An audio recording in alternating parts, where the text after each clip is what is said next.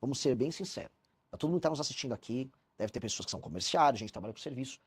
Saiu nos últimos 15 anos de 700 mil para 17 milhões o número de pessoas que são PJ. O que é o PJ, além de um regime alternativo de contratação? Sim. É porque as pessoas não é um querem. grande empresário. Então, o que está acontecendo? A gente vai passar por um bloco de perguntas dos temas quentes, temas do dia, e um dos temas quentes é um tema... Aliás, você está sempre indo nos temas quentes, mas é um tema que se posiciona muito claramente, a escala 6x1. Fim da escala 6x1. Está avançando, chegou no Senado, a gente tem até agora uma publicação de um grande manifesto reunindo, você viu, entidades empresariais, representam 90% do PIB do país, colocando uma alternativa que é PEC 12 do trabalho flexível, contrária à escala 6x1, ao fim da escala 6x1, à escala 5x2. Como é que é a sua posição? Eu já vi que você se posicionou contrário a isso. Minha posição é que o que o governo fez foi vagabundagem. A palavra é vagabundagem. Assim, o Brasil ele é um país que está fora das cadeias globais de produção. E para a pessoa que não está nos assistindo, o que isso significa? Significa que se você vai fazer um carro, nenhuma empresa quer jogar os componentes do carro para aqui. Se você vai fazer um celular, os componentes não são feitos aqui. Por quê? Porque é caro produzir aqui. E se é caro produzir os produtos que o mundo consome, significa que nós não teremos empregos de qualidade aqui. Então, o Brasil devia estar focando, que eu vou focar no meu governo, em fazer reformas que aumentem a competitividade. O Lula não liga para isso. A lógica do Lula, você pode pegar um mapa eleitoral do PT, é obter votos onde as pessoas não trabalham. E é verdade. Não estou aqui fazendo uma declaração preconceituosa nem nada. Onde você tem menos atividade econômica, onde você tem um maior número de pessoas dependendo de auxílios governamentais, a taxa de voto, percentual de voto no Lula é maior. O Lula é inimigo do trabalho e da produção. Desculpa cair no clichê de xingar o Lula disso e daquilo. O Lula, a vida inteira dele foi lutar contra o trabalho. A vida inteira dele foi essa. E aí as pessoas vão perder. Eu tô avisando, eu, nosso deputado Kim, tô avisando. Vocês estão caindo numa conversa mole. O brasileiro tá passando por um arroxo, ou seja, nós passamos agora, tá aumentando os juros, tá aumentando a inflação ao mesmo tempo. O dinheiro vai ficar mais caro, os produtos estão ficando mais caros, os serviços estão ficando mais caros, e o governo tá falando, e você vai trabalhar menos. Ora, se a nossa produtividade não aumenta, portanto, a quantidade de dinheiro que o brasileiro gera por hora de trabalho não aumenta, como é que ele faz para pagar essa conta? Ele tem que trabalhar mais. É por isso que, tá todo mundo, o cara tem às vezes um emprego 5x2 na semana e fim de semana faz Uber. A mulher dele, que às vezes cuidava dos filhos, tá tendo que fazer pudim, tá tendo que fazer bolo para vender. Tá todo mundo tendo que ralar para poder manter algum estilo de vida. A classe média tá sendo destruída. E a resposta do governo é: não, fica tranquilo, você vai trabalhar menos e vai ganhar mais. É mentira. É mentira, é um estelionato, é papo de vagabundo do Lula. E assim, qual foi a resposta da direita? Porque tem a direita, vai aquele Nicolas Ferreira, aquele patife Flávio Bolsonaro. Volta com o governo. Volta com o governo. Que coisa imunda. Não tem coragem de se posicionar porque tem medo de perder voto. E aí nós nos posicionamos contrários, porque o que o Brasil precisa é flexibilização nas leis trabalhistas. Que é exatamente essa PEC. Ela gera alguma flexibilização, porque ela faz com que você pague por hora, mas aceitando que houve uma diminuição de jornada de 44 para 40 horas. Ok, diminui de 44 para 40 horas. Isso vai fazer com que o brasileiro tenha que trabalhar, vá trabalhar menos? Não! O brasileiro vai fazer bico por fora. Todo mundo que tem restaurante, e mesmo agricultor já está combinando de fazer assim, ó. Olha, eu não vou poder, eu vou precisar que a gente trabalhe no sábado e no domingo. Então contrata os seus caras, você fala pro vizinho, eles trabalham até tal dia e aí nos outros dias eu vou ter que contratar. Só que para quem eles vão jogar o custo dessa ineficiência? É no preço da comida, vai jogar pro consumidor, vai diminuir as margens, já tá todo mundo atolado, o agro tá com um surto de recuperação judicial agora. É isso que o governo propõe? Enquanto ele aumenta os custos de quem trabalha e produz, os juros estão aumentando, porque o governo não para de gastar mal, a inflação está subindo, a gente está indo para uma crise gigantesca. O Brasil não entrou num colapso econômico lá naquela crise do governo Dilma, você lembra? 2014, 15, 16? Porque surgiu a uberização.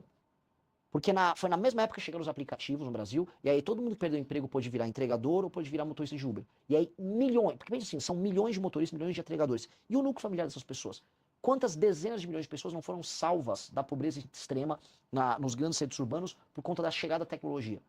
Hoje, eles estão tentando, vamos dizer, sabotar até essa atividade. E hoje, como eles evitam que o Brasil consiga gerar empregos de qualidade, eles estão jogando todo mundo numa mega informalidade. Não vai dar para ter todo mundo fazendo Uber agora. Não vai dar para todo mundo virar entregador. Ou seja, eles estão ferrando a vida dos mais pobres. E eles são irresponsáveis. Então, a nossa opinião é bem clara.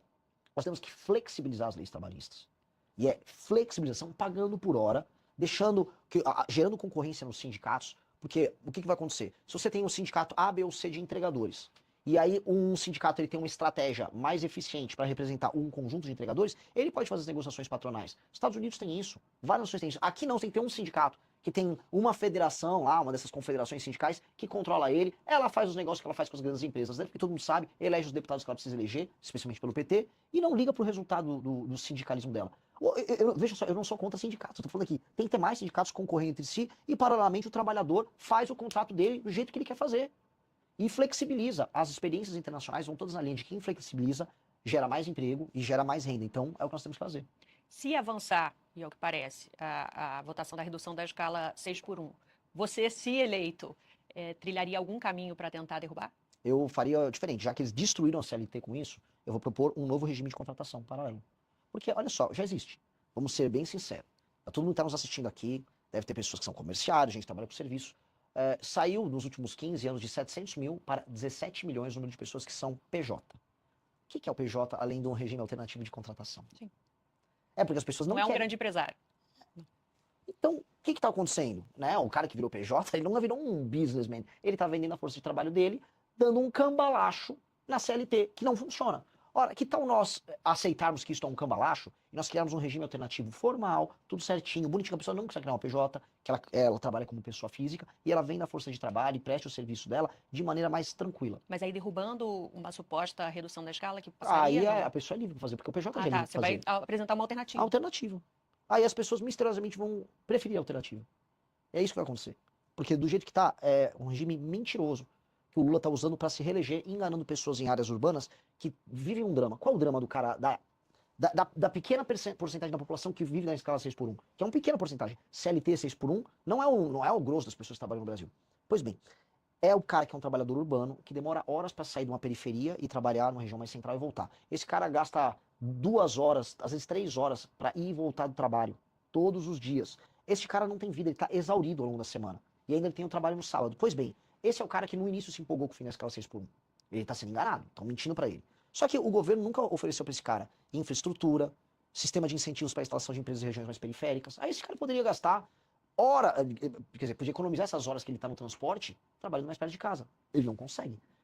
A grande maracutaia é que o trabalhador não consegue trabalhar perto de casa e tem um sistema de transporte precário. Como é que um cara que mora, vamos dizer, no extremo da Zona Leste de São Paulo, vai de ônibus trabalhar, sei lá, em Moema, na Zona Sul? Demora 3 horas e pouco. Esse cara não tem vida. Como é que não existe um metrô que atende essa pessoa rapidamente? Né?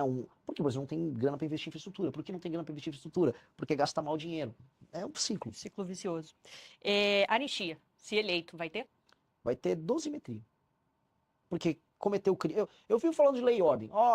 Vou prender, vou passar o cerol nos membros do crime organizado, tal, beleza. Ah, não, mas e se um cara invade o Congresso, mas ele é de direita? Não vai fazer nada? As pessoas cometeram crimes. Então, quem cometer crime tem que receber punição. É o básico. Agora, o problema Mas você acha que a punição que está sendo dada já é suficiente? Eu acho que o processo ele é eivado de vícios formais, a ponto de, se eu fosse falar, vamos dizer, na letra pura da lei, é injusto de cabo a rabo, os processos são nulos. Imagina você fazer audiências coletivas. Houve audiências coletivas virtuais dos presos do 8 de janeiro. Audiências coletivas, isso aí é coisa de regime de exceção. Você faz, a pessoa não tem o inquérito dela individualizado. Não, o Xandão mandou assim, junta todos os advogados aí e vamos fazer um inquérito coletivo. Isso é insanidade. E ele fez. Então, é eivado de nulidades. Ao mesmo tempo, como foi politizado o caso em todos os termos, aquelas pessoas também precisam de uma punição. Então, o Congresso atuar no meio é reconhecer que o sistema de justiça brasileiro fracassou completamente e você vai ter que ter uma resposta política para isso. Por isso que a dosimetria tem uma resposta política. Há uma punição, mas não do tamanho que ela está, para todos os envolvidos. Para o presidente Bolsonaro, ex-presidente. Dosimetria também. Ele também, eu não sou tonto, eu li o processo dele. O Bolsonaro fez o que fez, e não é sobre o dia 8 de janeiro.